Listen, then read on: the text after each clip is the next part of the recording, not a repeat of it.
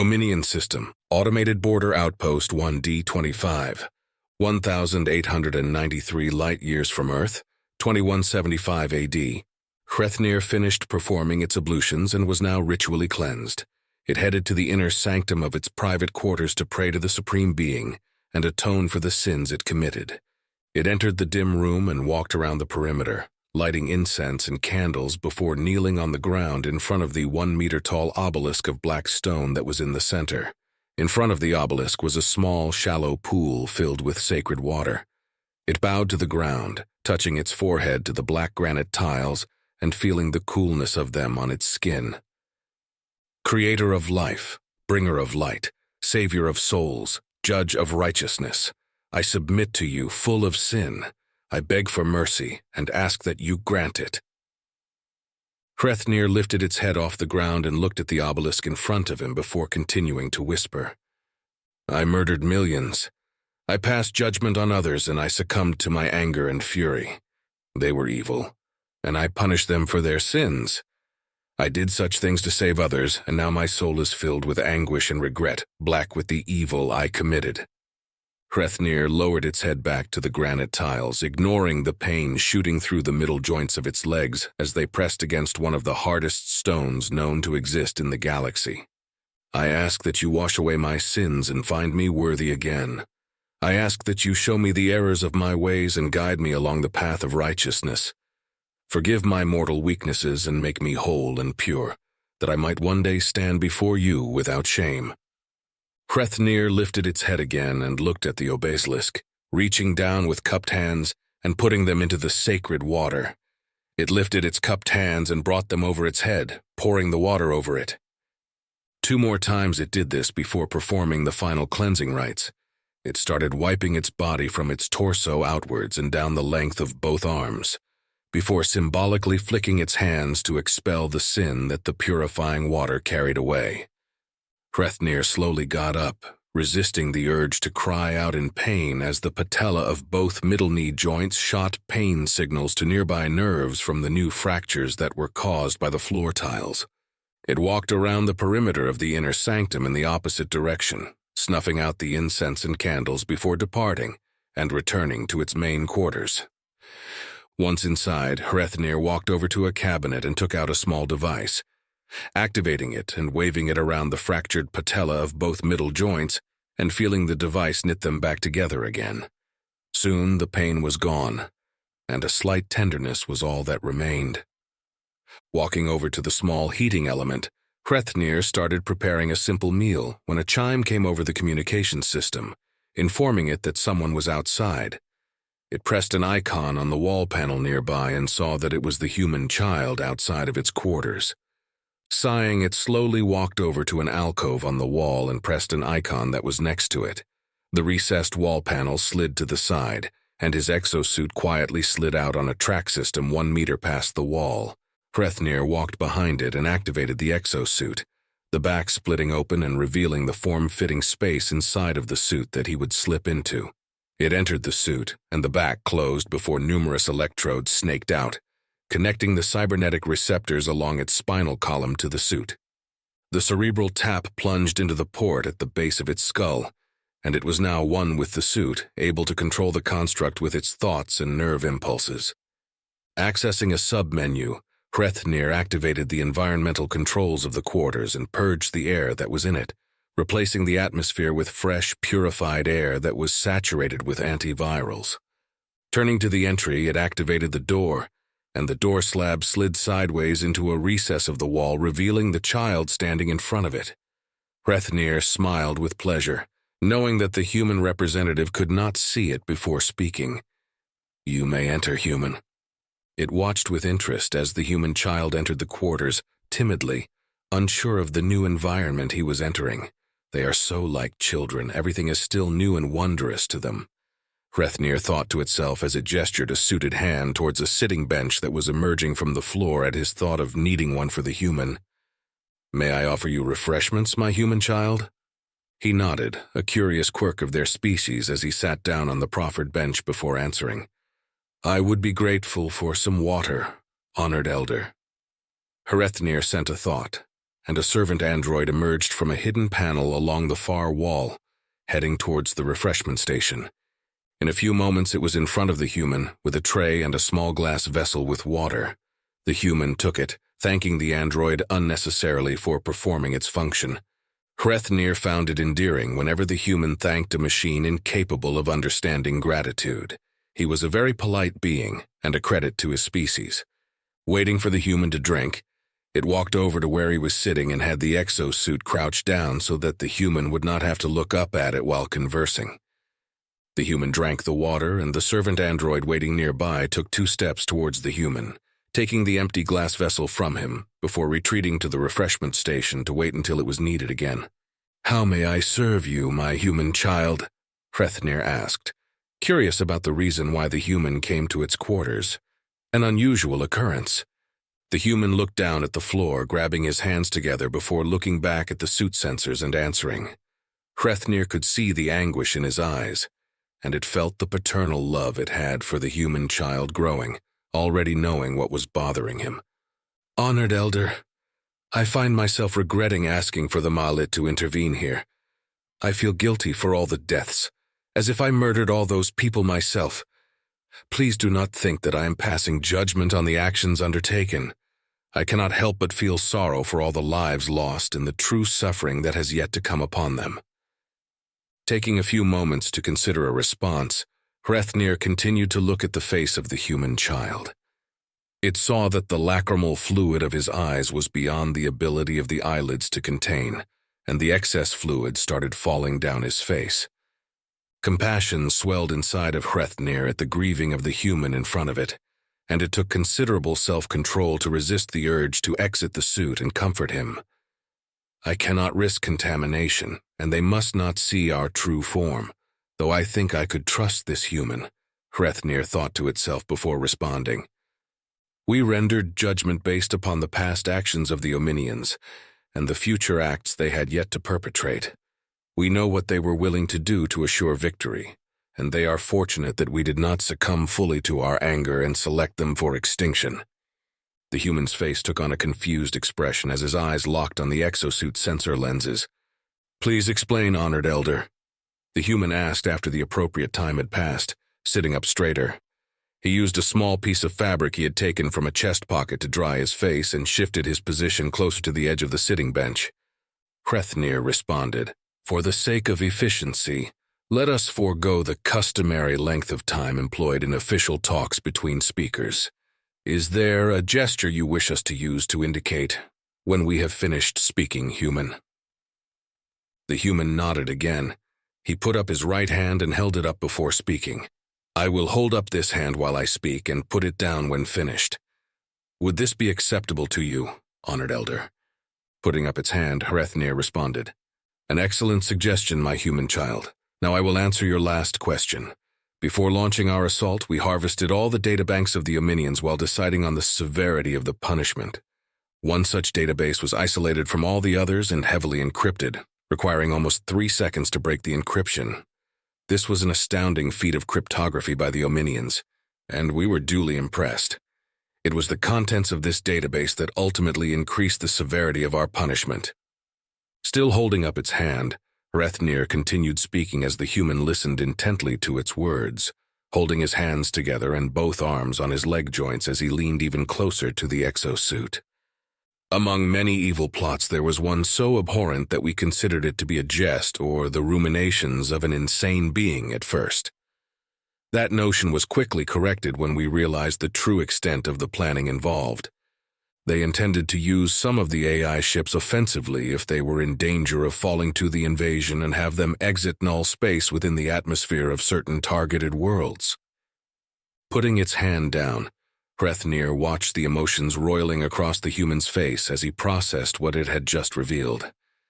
Exiting or entering null space in the atmosphere caused such cataclysmic destruction that 20 small ships like the AI vessels would trigger an extinction-level event on a planet the size of Earth. It would destroy all life on the targeted worlds, rendering them inhabitable for at least a galactic year before microscopic life would return, if at all. It was an unthinkable crime, and the human was truly fortunate that he was able to convince the Malit to intervene. "Which worlds were targeted, honored elder?" whispered the human, his dark skin visibly paling as the true implications of such an act dawned on him. He forgot to raise his hand, an easily forgivable oversight. Raising its hand, Hrethnir responded, "Nekul Prime, Zenchia, Eliania, and your homeworld were the first targets to be hit. Secondary targets included the homeworlds of the species that joined the rebellion, as well as every single colony of the Republic. Plans were also drawn up to do the same thing to the insectoids, and they would have targeted all known or suspected hive worlds." It paused, thinking of the calamity that was narrowly averted before continuing to speak. "They thought to emerge as the undisputed masters of this quadrant, forgetting about us. The Malit domain would not have allowed such an act to go unpunished. We would have exterminated the Ominians and the Grimisans in our righteous fury. If you had not reminded us of our sacred duty, the Malit domain would have again found itself alone among a graveyard of trillions. Thank you for saving us from that despair, my human child. I do not think we could have gone through that again and maintained our sanity, or the will to keep existing." The human was breathing heavily, and he abruptly stood up before pacing back in front of the sitting bench with his hands on his hips. Hrethnir adjusted the height of the suit a little bit, so that they were now on the same level, and waited patiently for the human to speak again. He raised his trembling hand before resuming, remembering this time. "Honored elder, I am scarcely able to comprehend the magnitude of such an evil act, and I see now how your response could be considered justified. However, what about the hundreds of millions of innocent civilians that were killed?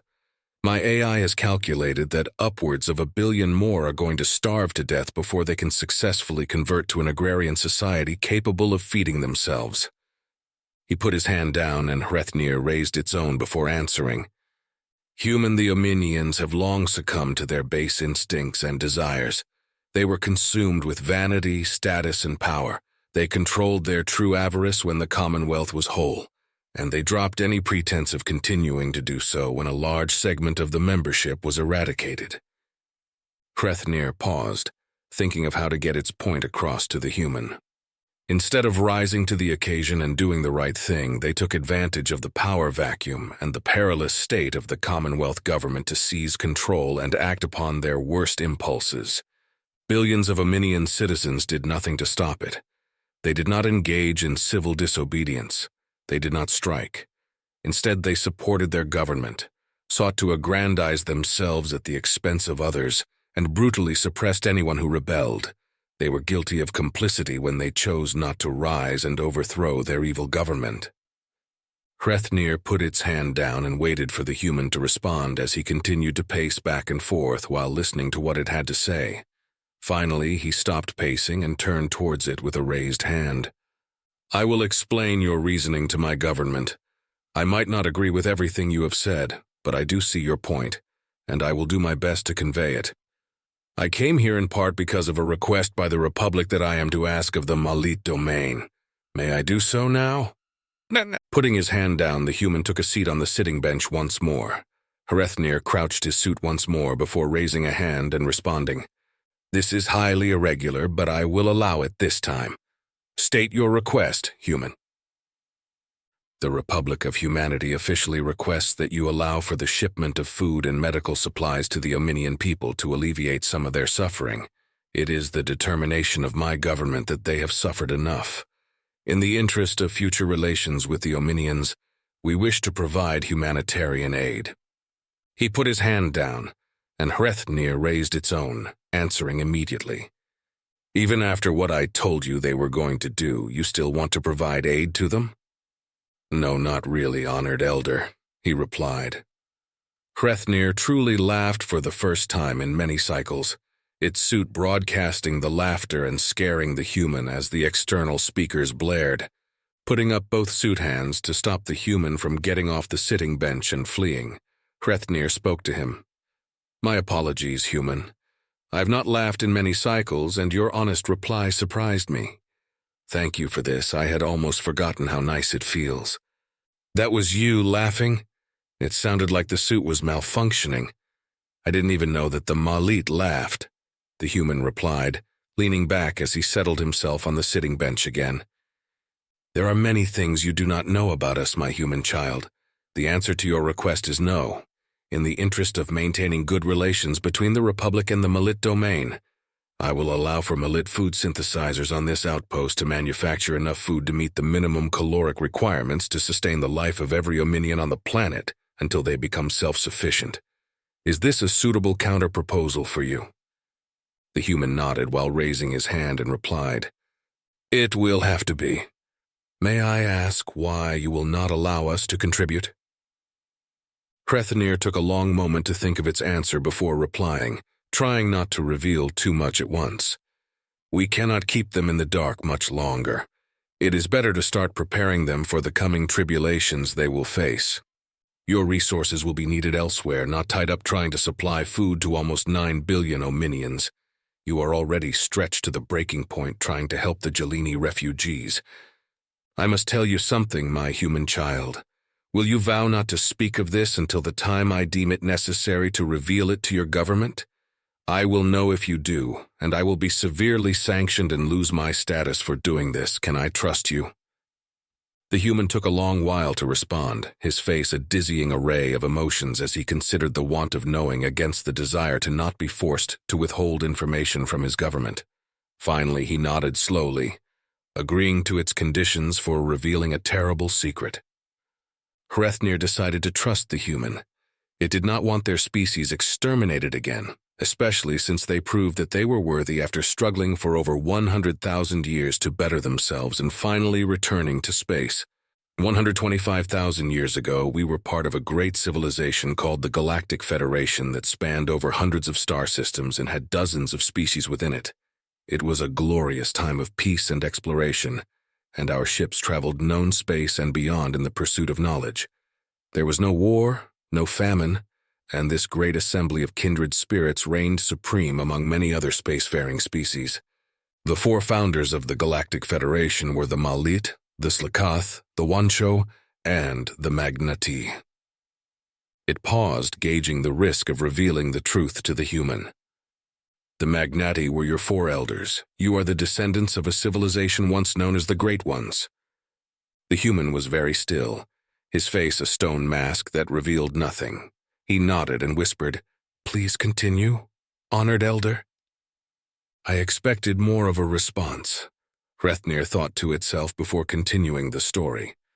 The Magnati were like you, but half a meter taller and much stronger than the average human now. Theirs was a mighty civilization, and they were renowned across the sectors for their arts, engineering abilities, and scientific aptitude.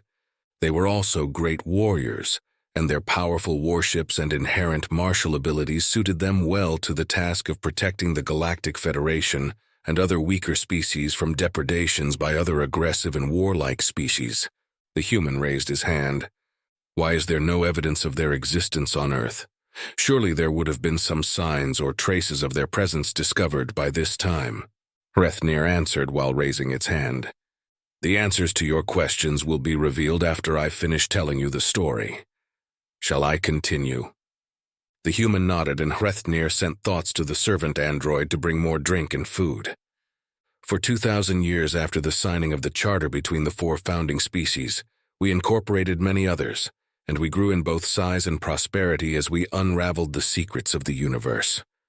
Art, engineering, science, and culture were our primary focus, and we pushed ever deeper into the unknown as we sought to expand our knowledge.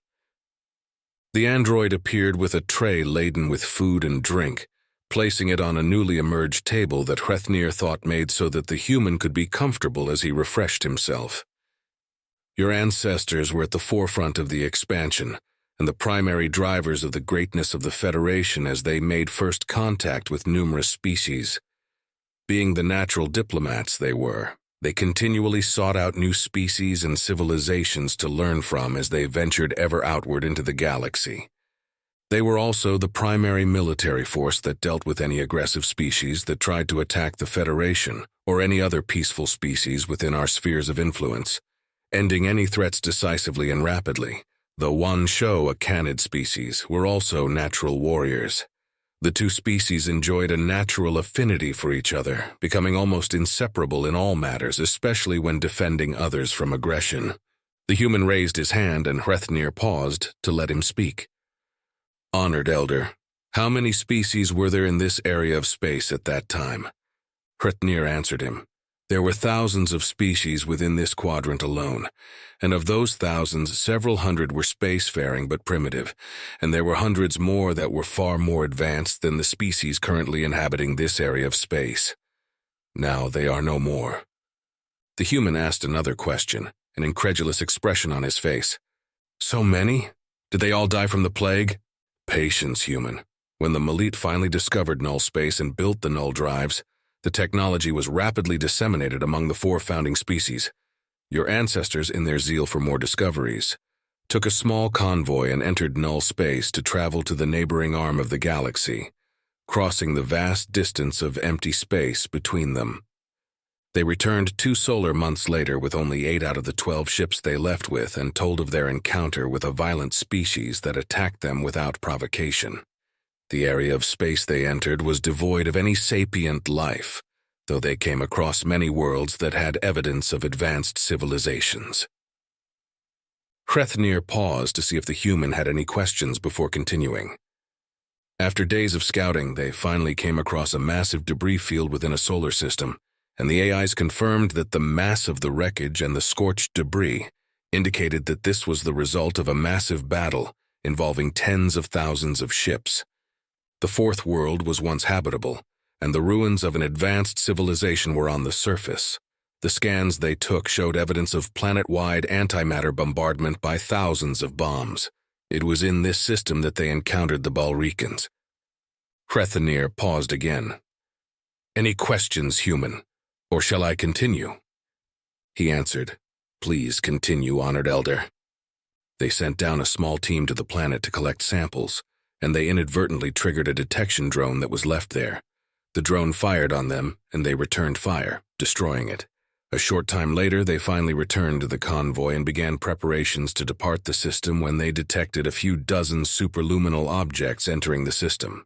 Seeing that it would take just over 30 solar minutes for the objects to reach them, the convoy began charging their null space capacitors and sent numerous messages broadcasting peaceful intentions and the first contact protocol that were used when encountering new species.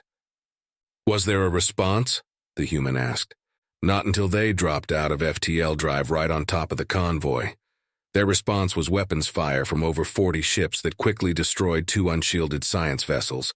The rest of the convoy tried to flash into null space, but the emergence from FTL by the Balrican warships flooded the area with a type of radiation that prevented them from making the transition.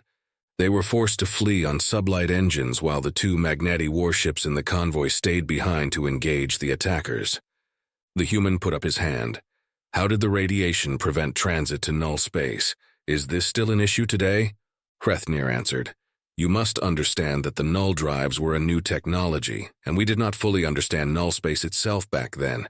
Do not worry, the null drives we seeded do not have this weakness, and only we currently have the technology to inhibit null drives." The human nodded, relief evident on his face. "Please continue, Honored Elder." The 2 Magnati warships engaged the attackers, and the rest of the convoy fled towards the outer system on sublight drives, where they were finally able to make the transition to null space. The last thing they saw before flashing out was the sole remaining Magnati warship continuing to fight the last 12 Balrican warships. The surviving ships of the convoy made the long journey back home and told us of what happened. We were alarmed and saddened by the lives lost, and the Federation restricted travel to that region of space to prevent any other incidents. Scans taken by our ships indicated that the attackers were using a type of FTL drive that puts out a rare type of radiation, and we adjusted our null drives to compensate. Was there any concern of the attackers figuring out where the Federation ships came from and attacking you here? The human asked. No further thought was given to the incident since it would have taken almost 200 cycles for the Balrican ships to travel the vast distance between the arms, and the Magnati warships had systems in place to scuttle their ships to prevent technology from falling into the wrong hands. 61 years later, a science ship detected a stellar anomaly on the fringes of known space, and it was sent to investigate. The ship's bridge log drone returned to Federation space a week later, badly damaged. The sensor readings of the science ship confirmed that the anomaly was a fleet of almost 80,000 Balrion ships. The human's mouth opened and closed several times, his eyes wide with shock at what he was just told. 80,000? That's not possible! He exclaimed. Hrethnir continued. I assure you that it is human. They were in that trinary star system for at least a few cycles prior to detection, as they had built an incredible amount of infrastructure. They had almost a dozen shipyards, fuel refineries in the atmosphere of the 7 gas giants, and a massive ore extraction network mining the asteroid belts and the planets for resources. We only discovered them because they accidentally exited null space within the coronosphere of the red giant, and the massive flare that resulted was detected by the science ship's astronomical survey system. The control AI deemed it enough of an anomaly to bring it to our attention. Null drive? I thought you told me that they used FTL drives, the human interjected. So did we. They must have somehow managed to capture the last Magnati ship, or they were able to reverse engineer the drive from the wreckage of the convoy ships they destroyed. Regardless, they managed to cross the empty space between the arms, and there was no question of their intentions. That many ships and the type of infrastructure they built in the trinary system made it readily apparent that they were establishing a base from which to launch their invasion. What did the Federation do? Asked the human after a long moment of silence while he absorbed the information. Despite their obvious intentions, the Federation was committed to trying to open diplomatic channels and prevent a war with the invaders. A fleet of warships, along with a convoy of official diplomatic vessels, was hastily assembled and sent to the trinary system. They exited null space 1 light-year away and sent a vanguard force of stealth ships to the outskirts of the systems. There, the stealth ships sent messages and enacted first contact protocols to open a line of communication and forestall a war. The signals were transmitted by multiple spy drones that sent the signals from different locations to prevent the Balrions from being able to triangulate the true source of the communication attempts. Pausing momentarily to see if the human had any questions, Hrethnir continued. The invaders reacted to the signals by sending thousands of ships to scour the systems and try to find the source of the transmissions. After fruitlessly searching for almost a full solar day, they finally responded with their own transmission. What did they say? What did they look like? The human blurted out as he leaned closer, an intent expression on his face. He raised his hand after asking the questions. My apologies, honored elder. It is an understandable oversight, my human child. Before I continue, would you like a short break to refresh yourself and eliminate your waste? The human nodded before responding. I would. Thank you for thinking of my comfort. Where do I go? Hrethnir pointed towards the door of its quarters. The android will escort you to the waste facilities. Please follow it. I will be here waiting for you. Thank you, honored elder. I will be back shortly. The human responded before bowing his head gratefully and following the android out of the quarters. While they were out, Hrethnir made a small plate with some of the food the android had put on the table and inserted it into a small opening in the torso of the suit. After the opening closed, an internal hatch opened, and Hrethnir used its real hands to take it out. It quickly ate the food before taking a few sips from the water dispenser to wash it down. After a few minutes, the human and his android escort returned, and he resumed his seat on the sitting bench with an eager expression on his face. Hrethnir waited for the human to stop fidgeting before resuming the story. The spy drones received the message and broadcasted it on several carrier waves, which was received by the vanguard stealth ships hiding in the Oort cloud. The invaders were reptilian in appearance, and their language was translated by the AIs. Would you like to see and hear it? The human nodded with a confused expression. Hrethnir pointed towards a bare wall, and the human looked in that direction. The bare wall shimmered, and on it appeared an image. The human gasped before quietly uttering, "That's what they look like? They look like the velociraptors that inhabited my world millions of years ago, though they only had 2 arms, not 4 like these guys do." Hrethnir had the AI access the databanks regarding Earth's life forms, and an image came up, the AI putting the image of the velociraptor side by side with the image of the reptilian Balrion. They did indeed look remarkably similar. Now Hrethnir understood why the human responded the way he did. Hrethnir activated the recording and the Balrion started talking in its native language, which was primarily snarls, hisses, hooting, and guttural clicking.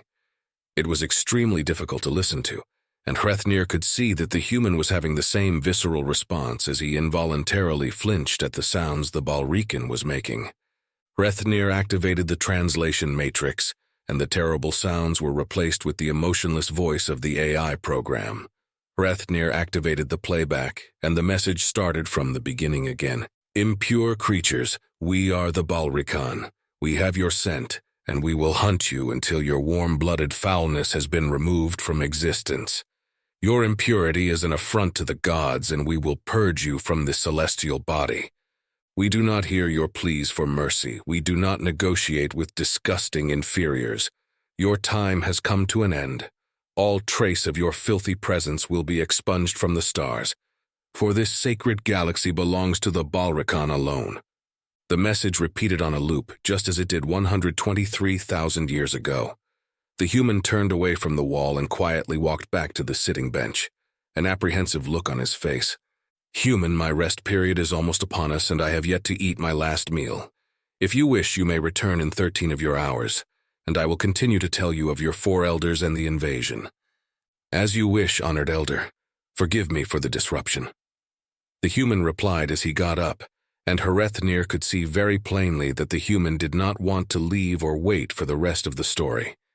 It chuckled to itself, making sure that the suit did not transmit the mirth it was feeling this time. There is nothing to forgive, my human child. I will see you in 13 of your hours. Good night, honored elder, the human said as he walked towards the door. He glanced back one more time at the image of the Balrion that was still being displayed on the far wall before he left the quarters, the door quietly sliding shut behind him.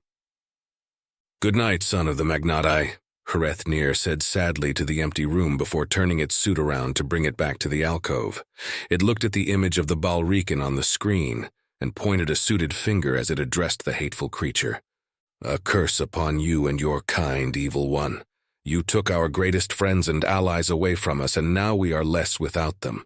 The Malit will not let you do the same to their progeny. Hrethnir flicked a finger, and the image of the Balrion disappeared as the wall shimmered back to a blank surface. Walking back to the alcove, Hrethnir suddenly felt much older than the 300 cycles it had known. Worried thoughts flooded Hrethnir's mind as it waited for the suit track system to finish deploying. It has been too long. They are coming soon. I can feel it.